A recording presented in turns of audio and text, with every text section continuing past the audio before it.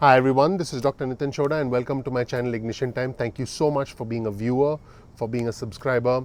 I'm about to give you the latest status of where the negotiations stand between House Speaker Nancy Pelosi and US Treasury Secretary Steven Mnuchin. Now, I'm going to give you the honest truth because I think you can handle it, and I'm going to be upfront with you, and I'm not going to give you any false hope or hype.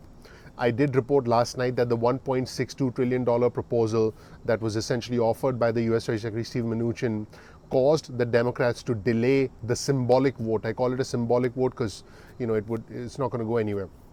Cause them to delay the symbolic vote by a day. At this moment in time, I'm going to be completely straight with you. Things are not looking good. I'll give you an overview of the situation right now at the time I'm recording this, and I'll tell you what I think is going on behind the scenes and what I think the probability is. I wouldn't give up hope yet. I just want to be clear. I wouldn't give up hope yet because you see, in any negotiation, and I've done this myself. In any negotiation, the side that's willing to walk away, and I think by now, if you've been watching my videos, if you read between the lines and connect the dots, you know which side is willing to walk away and which side is eager. I would go so far as to use the word desperate to do a deal. In any negotiation, the side that's willing to walk away has more leverage. And in any negotiation, when two parties come to the table and when they're really close, but one party says, I'm not getting what I want, I'm willing to walk away.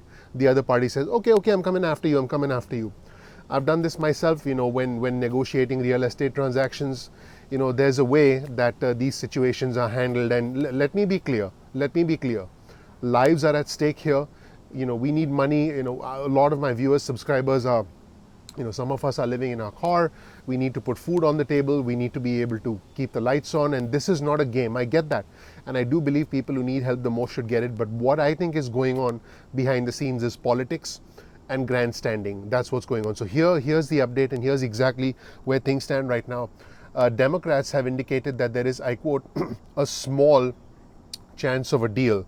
And this was just brand new reporting. House Speaker Pelosi in the past hour sounded very skeptical about a deal with Treasury Secretary Mnuchin. She was on a call with her caucus, and she said that Republicans and Democrats don't share the same values. She cited the child income tax credit. Democrats have gone down significantly, and she said Republicans are at zero. She gave several examples on this call about how far apart Republicans and Democrats are still at this moment in time. She said that Republicans refuse to peel back a business tax credit, which is important to the Republicans. And at the same time, she said they won't do anything for children. She was referring to the tax credit. And so this is what House Speaker Pelosi said. House Speaker Pelosi also mentioned that she continued to remain skeptical with the proposal that U.S. Treasury Secretary Steven Mnuchin had proposed to her, and she said that that more needed to be done. And I just want to be clear, at the time I'm recording this, airlines have begun furloughing tens of thousands of employees.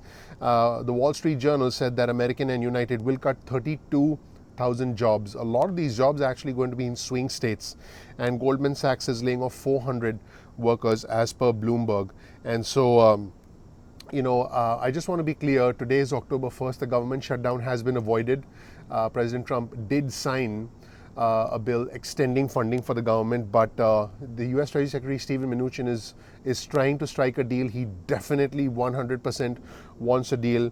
And I just want to be clear, House Speaker Pelosi and Steven Mnuchin did meet yesterday, and they met for an hour and a half to try and come to an agreement. And here is what is currently unsolved. Here is what is currently wide open. State and local funding, which has long been an issue.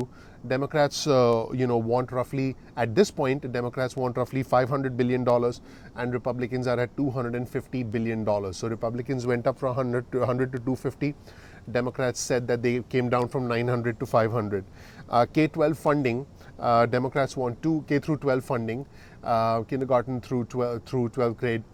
Democrats want $225 billion, and Republicans offering $150 billion. They aren't that far apart, so hopefully they can come closer together. And many tax provisions they disagree with, and they disagree with some aspects of healthcare as well.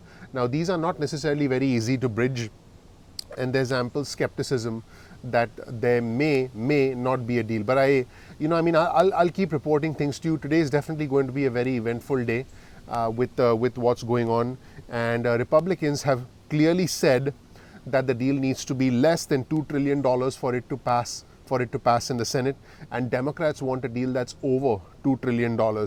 So that's issue number one. And basically, even if the $1.6 trillion offer is accepted by the Democrats, the Senate Majority Leader has to be able to get enough support on the floor of the Senate. Now, he did indicate in reporting that I did last night, and I will provide you with a link to my sources in the description section below. He did indicate to U.S. Treasury Secretary Mnuchin, according to recent reporting, that he would begrudgingly get enough votes on the floor of the Senate. But the higher the dollar amount, the harder it will be for the Senate Majority Leader to get enough votes. That is where things stand right now.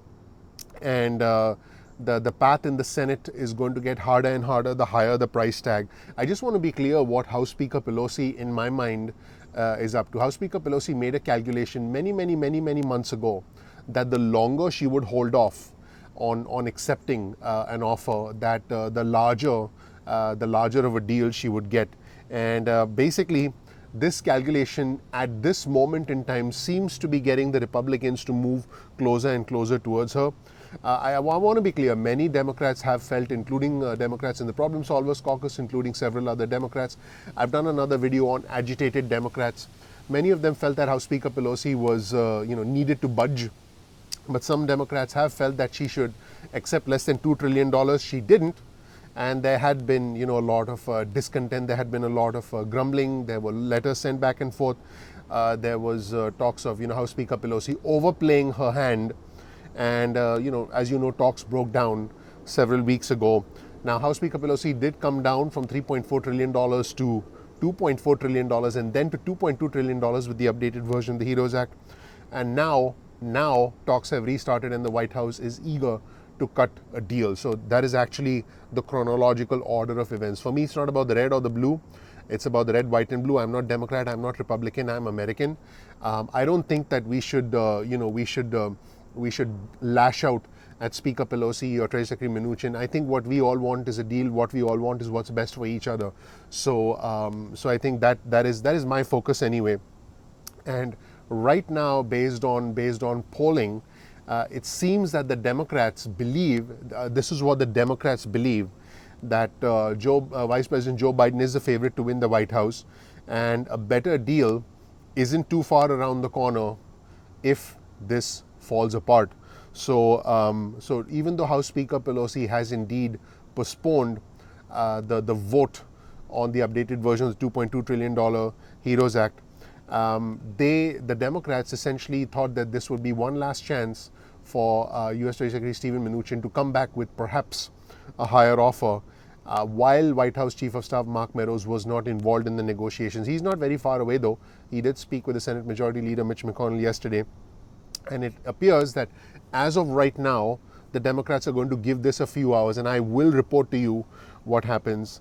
And I just want to be clear, if talks fall apart, the Democrats will proceed with a vote on the floor of the House on the updated version of the $2.2 trillion HEROES Act, which is nothing more than a symbolic gesture, just like the skinny bill that the Republicans passed in the Senate a few weeks ago.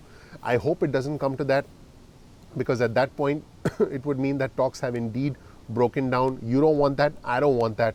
And let's remain hopeful that it doesn't come to a symbolic gesture when there are people out there hurting, and when 1 in 8 Americans are actually experiencing hunger, which is blows my mind to report information like that. So now I just want to be clear. The fact that House Speaker Pelosi and the Democrats have postponed the vote by a day to give the deal a chance of materializing actually takes away some leverage from the Republicans, who will say, oh my God, she doesn't want a deal. So this is, like I mentioned before, this whole situation is about politics, it's about grandstanding, and it's about timing. Politics, grandstanding, timing. What it should be about is about the economy and about doing the right thing for the American people. But it is about politics, timing, and grandstanding. That's what this situation is about. I just want to be clear US Treasury Secretary Mnuchin does indeed want a deal, and everybody who interacts with him knows that he wants a deal. He was featured in the New York Times yesterday, and that is something that Republicans, essentially weren't very happy with, because they want a firmer stance, if you will, towards the Democrats in these negotiations. US Secretary Mnuchin described his relationship with House Speaker Pelosi as professional, and that is a good thing, So now I just want to be clear: the president isn't really involved in the details, but the president wants a deal. So that is, where the president stands right now, and there are constraints, though, from Republicans in the Senate who don't want to spend any more money. I did do another video talking about the senators who didn't want further stimulus, who wanted to put a cap on the spending. So you definitely want to check out that video. And I want to be clear, White House Chief of Staff Mark Meadows, even though we haven't discussed him in this video, is not very far away. He did speak, like I said, with Senate Majority Leader Mitch McConnell. And it's very unlikely that Mitch McConnell will put a bill on the floor that's over $2 trillion. And a bill that is closer to 1.5, 1.6, in my opinion, does have a chance. So if I say if House Speaker Pelosi and US Secretary Mnuchin do indeed come up with a deal, fingers crossed, if they do indeed come up with a deal, it remains to be seen whether Mitch McConnell can actually get the votes, depending on the price tag. Now, it has been reported that he would begrudgingly accept. I use the word begrudgingly because I quote directly from the news source I'm using. You will get my news sources in the description section below. I use the word begrudgingly. It has been reported that he will begrudgingly accept $1.62 trillion, which was proposed by US Treasury Secretary Mnuchin. But if the Democrats want to push the Treasury Secretary north of 1.62 trillion with some of the things that they're unhappy about, then that could make it harder for this whole thing to be accepted on the floor of the Senate. I do want to report one more thing, which is very interesting, that at this point in time, it does not look promising. At this point in time, things change quickly. Okay, so if you see the tide shifting in my videos, it's not because I want it to shift, or I'm reporting news that isn't true. It is because in Washington, the tide shifts very quickly. In Washington, things happen very slowly until they happen quickly, and things happen quickly until they come to an absolute standstill.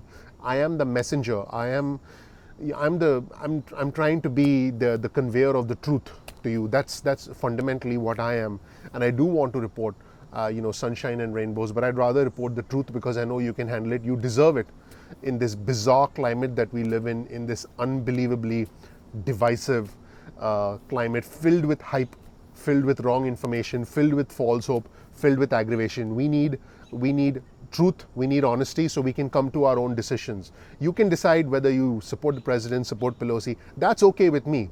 Honestly, you can do whatever you want, but for me, it's about just giving you the actual news and then letting you come to a decision about how you want to approach the situation. Because I have faith in you. I have faith in you about whatever decision you make based on accurate information, which is what the Ignition Time channel is all about. If you do want to support our channel, all I ask is you click subscribe. You please enable notifications so you can get instant updates about accurate news going forward. I would really, really, really appreciate that. Also, please click like, and that is your vote of confidence in us, your vote of confidence in me and all the work my team and I do. Now, one interesting fact: the House Speaker Pelosi mentioned on the call that her mood had sunk because of the presidential debate on Tuesday night. She told Democrats on the call that she hadn't slept in 2 nights. So clearly, House Speaker Pelosi didn't enjoy the debate, and I'm pretty sure she wasn't the only one. If you want to see my analysis of the debate, check out other videos on our channel where I provide you my detailed analysis about the debate. I feel it was a tremendous missed opportunity for us as a country. I didn't get to hear about the policies I wanted to hear about, and that is it. So that's it, everybody. Once again, thank you so much for watching. My name is Dr. Nitin Chhoda with Ignition Time. Please subscribe, please enable notifications, please check out our other videos and playlists. Please check out my video where you learn more about my fortune, my privilege, the honor that I have of living the American dream, and who I am, what my journey has been like, and why you should listen to me. Thank you so much. We'll see you in the next video at Ignition Time. Take care. Bye.